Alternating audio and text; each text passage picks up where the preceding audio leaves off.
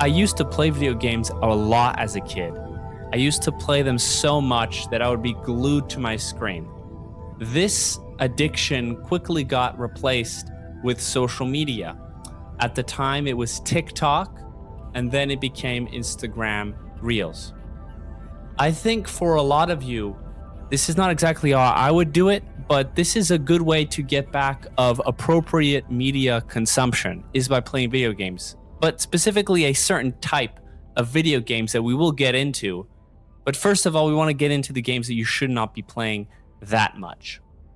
Slop type games, video games that are just created for a buck, but also video games that lack soul, and video games that you don't feel truly connected towards. You're just playing these video games because you want something to accompany your YouTube video with. I really recommend for you to, whenever I mention a lot of these games, I want you to be entirely in the game. One-to-one focus in the game, not listening to music, not listening to anything else, just purely focused in the game. Anyway, without further ado, the intro has probably been long, has probably set off a couple of your dopamine receptors the right way, but we're going to get into it, okay? So the first game that I would love to talk about, and that is Halo. Halo, one of the best video games ever made, and a perfect example of a rich atmosphere. And we want to specifically talk about the first Halo, right? This atmosphere is unmatched in video games, except for the ones that I'm going to list. But just the brutalist atmosphere of what this video game creates truly feels like you're on an alien planet that is far different than your own. But also much more than that, I think that the gameplay, the gunplay is truly something spectacular. And it's almost like a game of chess. You have certain types of enemies, the grunts who come in head first, and other enemies that are sort of, you have to deal with different manners. And I think the way that sort of system has been put in place is completely unmatched by video games like Call of Duty, Battlefield, who all just have like the same generic enemy type. Halo has specific enemy type, and it's almost like, you know, a strategy game if you think about it. All the guns are distinctive, are completely different, and are unique. You have an assault rifle, you have a needler, you have the sword, and just I think the creativity put on display is truly unmatched. And I think that's one of the reasons why Halo 1, I think, is particularly spectacular. If you're not into Halo 1 as much, Halo 2, Halo 3, Reach, and I would argue even Halo 4 are also very good games. But there's just something special about Halo 1 that puts me and makes me put it above the rest. 2, Fallout New Vegas. I know this game has become the darling of YouTube and is, has been talked about to death at this point. Literal videos, 10-hour-long videos, almost weekly, are produced about this game. But I would argue that's for a reason. This video game, the way that it blends a post-apocalyptic 50s atmosphere along with politics, right? And not politics of what the developer probably believed, but of how people believe certain different types of politics, and giving even some of the most brutal politics or brutal positions that you can possibly take, like Caesar's Legion, which is like a campaign of slavers, actually giving them like, an actual like argument of why somebody would join him, right? And it puts a lens on why a lot of different political systems, a lot of how different ways of governance are actually wrong. And I think this is the most powerful like media that I've consumed. I know that other media has gone deeper into, how politics works, obviously, but this one in particular, I think, is just the perfect display of playing devil's advocate and giving every single political argument the respect and the intelligence that they deserve. And I think that's something that truly, truly is missing in our society. We like to blame the other guy, put the other guy as dumb, as ignorant, or evil, or completely inhumane, but that's actually untrue. Sometimes there are evil people in the government, how like there are definitely like evil people in the NCR, but even more than that, they're very, very evil people in Caesar's Legion. They're very evil people, in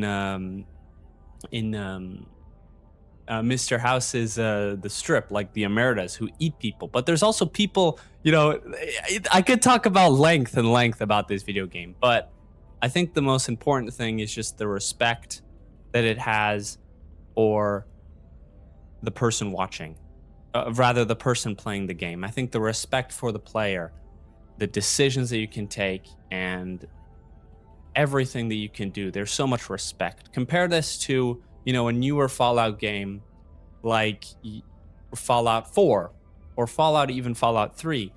It still has a lot more respect for the player than other video games, but it's completely like worlds apart from Fallout New Vegas. In Fallout 4, you can't kill anybody that has an actual name, right? You can't make decisions that are purely evil. So I think that's an important thing with Fallout New Vegas. It allows you to be whoever you truly want to be, and allows you to take the positions. But even more than that, it allows you to be like different degrees of evilness, but also like explaining both sides of this. It's a masterpiece. I think I've been on talking about this for 5 minutes when there's a heap of other games to talk about. But this is just something so, so, so special. Okay. I think the other one that I want to talk about, and I'm going to go on this a lot briefer, and that is Wii Sports and Wii Sports Resorts. And I think the thing that I like so much about these games, and I think the reason why they resonate so much with a lot of people, and I'm being genuinely like unironic about this, is it because they are video games. They are the perfect implication, the perfect quintessential video game. They know what they are, right? They're trying to do the most simple thing possible, which is like sports games, but they do it to such perfection, and they do it and they have such craftsmanship behind it that there's something really special about it. I sort of put these types of video games, you could also class like Tetris, you could also class Minecraft, but I think Wii Sports Resort, is like my perfect example of this, is a thing being the perfect example of a thing. So how like a pencil, the number 2 pencil rather, is like a perfect example of a pencil. I know I'm going somewhere with this. I'm going somewhere with this, right? Or like a Mercedes being a perfect example of a car. A Coca-Cola being a perfect example of a soft drink. A Heineken being a perfect example, well, you might disagree with that one, being a perfect example of an alcoholic beverage. It's the perfect example of what it is. And that's why it's far above the rest. And that's why I really suggest, weirdly, if you're ever into business, I know this sounds ridiculous, but studying Wii Sports Resorts, because how simple and effective it truly is. And I think that's something that I learned a lot very, very recently, is you really got to keep things simple. I think a simple life, a simple product is a lot of the times one of the best ways to go. A minimalistic design can sometimes be truly great. So yeah, that's just something I would like to, talk. It's a good game. It's a good game. Another game I would love to talk about, and that is BioShock. BioShock has hit me. It hits you like a brick. The atmosphere, this is the number one thing that I'm going to talk about. The atmosphere hits you like a brick. It is so cool in so many different areas, even above the story. But the lore, the gameplay, the gunplay, it's so creative. And just like me talking about it just makes me like, oh my God, this is amazing. And I'm also a killer for underwater stuff. Like if you ever watched that movie Atlantis, that was one of my favorite movies of all time. And just being able to experience that and experience a world like BioShock in a game when it could have been a movie easily, it's just something so amazing. I love the atmosphere. It's the number one thing. I could, there's the amazing story, there's the amazing gunplay, the level design. You can go on and on and on and on and on, but just the atmosphere. You can literally taste it. That's another business thing that you should kind of know is I think some of the best things that are ever made, some of the best products ever made, some of the best ways of doing ever made was actually because you could sense the passion and the atmosphere behind it. So that's the number one thing. Okay. So another one I want to talk about, and you might heard me getting mad at Fallout 3 and Fallout 4 and imagine that I am a Bethesda hater. That is far, far, far from the case. I'm actually a Bethesda lover. I love Morrowind. I love Oblivion, but Skyrim, I know it's old. I know it's buggy. I know a lot of the game design has been dumbed down from the previous games, but there's just something about that world that makes you keep coming and coming and coming back. And it is like living in a fantasy. It is like living in high fantasy. It is like living in Lord of the Rings. It is like living, I know it's not, the story isn't as good, right? But, just the way that the world works, the classes of characters you can take, the immersion, I think the biggest way to put it, of that game, and just the fact that you can really go anywhere, and the cities that you can go to, the things that you can do, and the secrets that you can undiscover is truly amazing. It's one of those games you keep coming back to. I know it was released in 2012, right? But you keep coming back to it every 2 years. It's something like that, where you just experience it again. And I think the fact that it doesn't have like a good story, the fact that it doesn't have good characters, I know I'm going to sound insane saying this, but I think it adds something to it.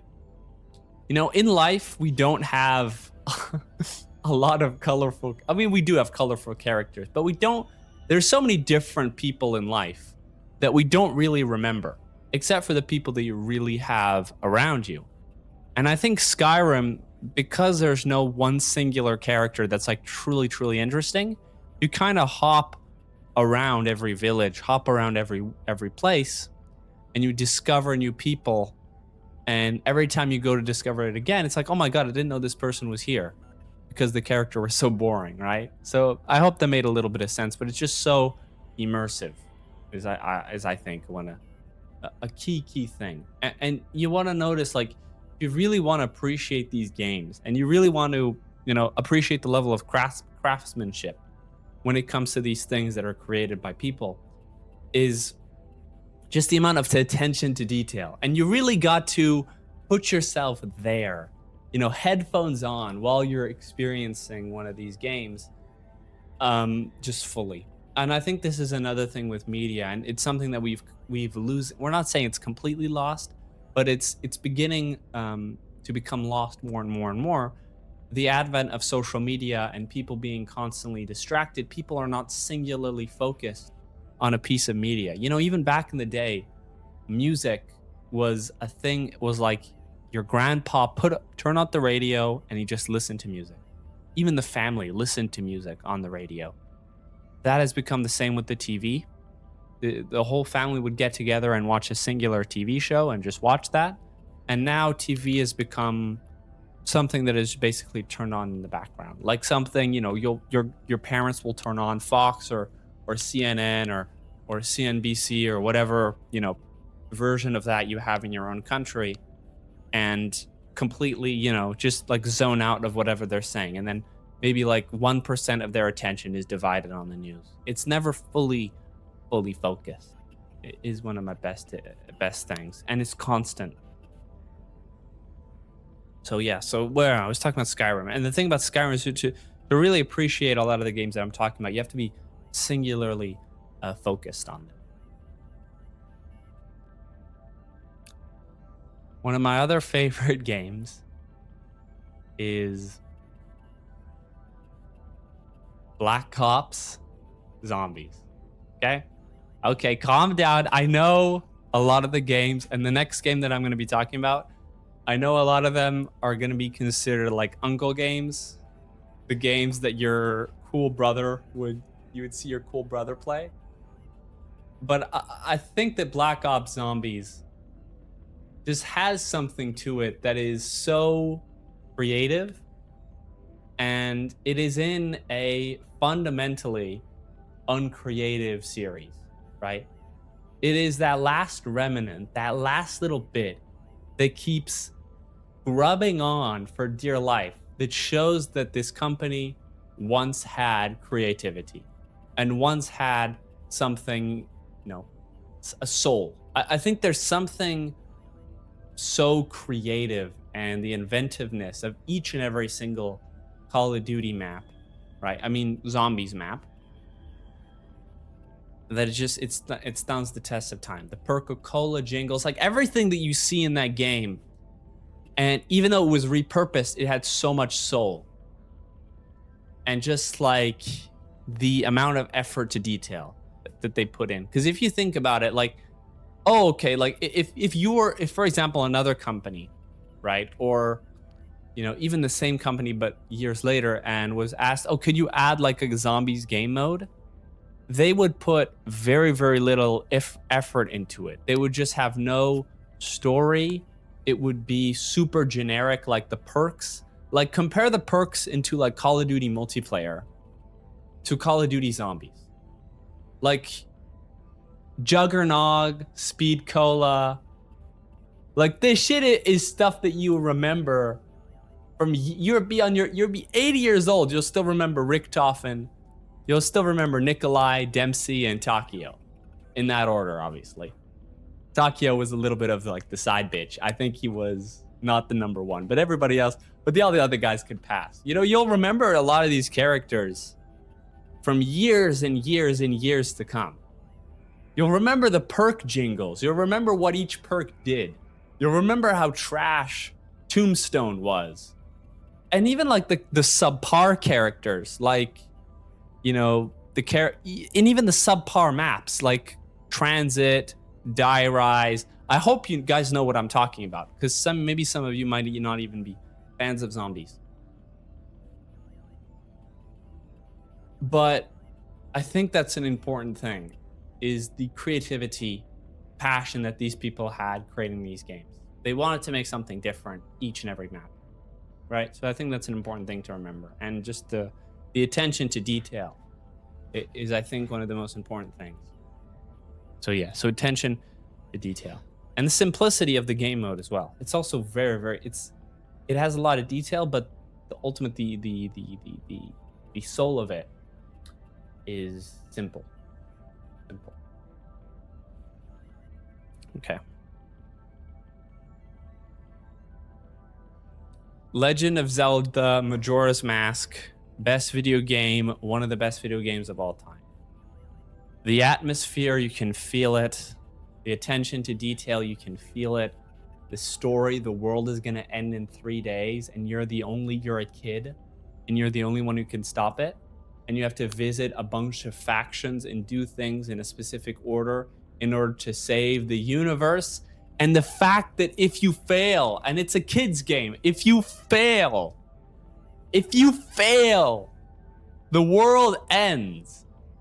The world, like imagine being a kid and your dumbass can't figure out how to enter the water temple or whatever, or can't figure out to like swim like in the fishes, or that remember those dolphin characters, right? Imagine you can't figure out something in a video game and you're like 8 years old and the world just ends.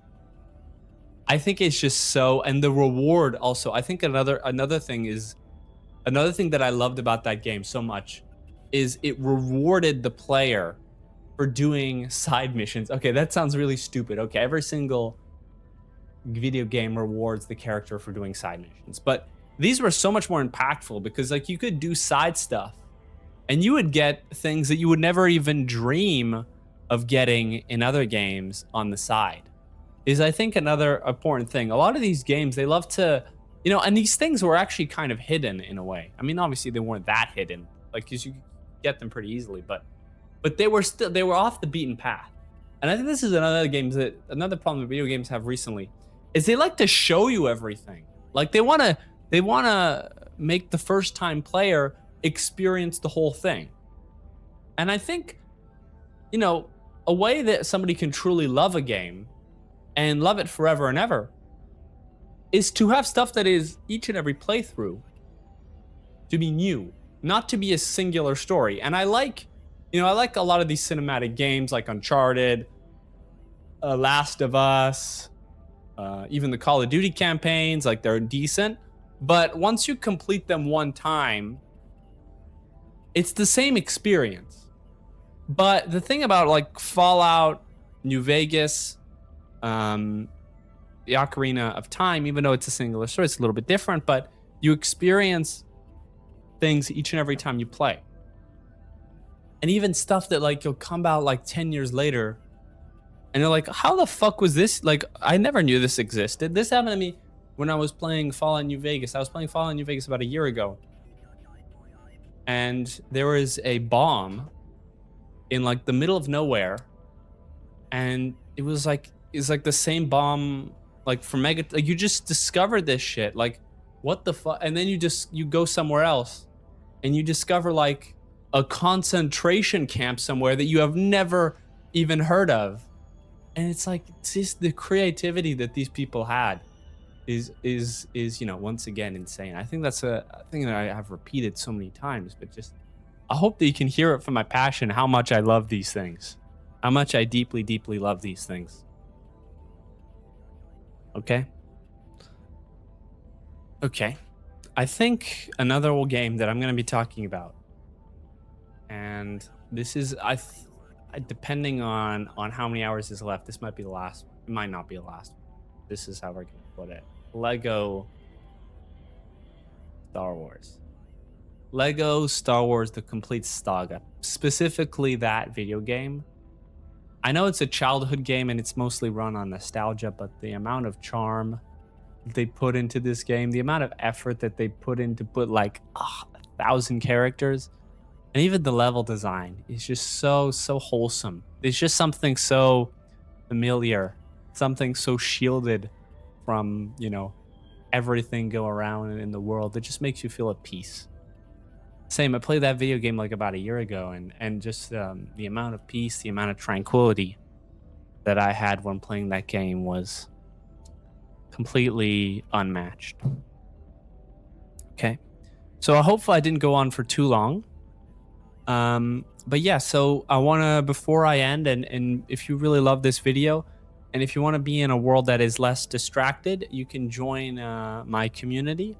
And in my community, we talk a lot about how we can remove ourselves from the modern day distraction. So I hope that I give you some sort of advice or somewhere to go, a jumping off point you can enter without, doom scrolling, without being on your phone all the time. Because I know this is like, I know it sounds like, maybe for some of you, this is like a joke and this is not that serious, but this is serious. I think this kills a lot of people out there, kills a lot of their dreams, this social media. And we still haven't, this is like, it's just going to get worse and worse and worse, right? Every single year it just gets worse and worse and worse. So if you want to join my community, this is going to be our little way to revolt against the machine. If you want to go join my community, it's going to be in the link in the description. And yeah, I would love to see you there, man. Kiss, French kiss.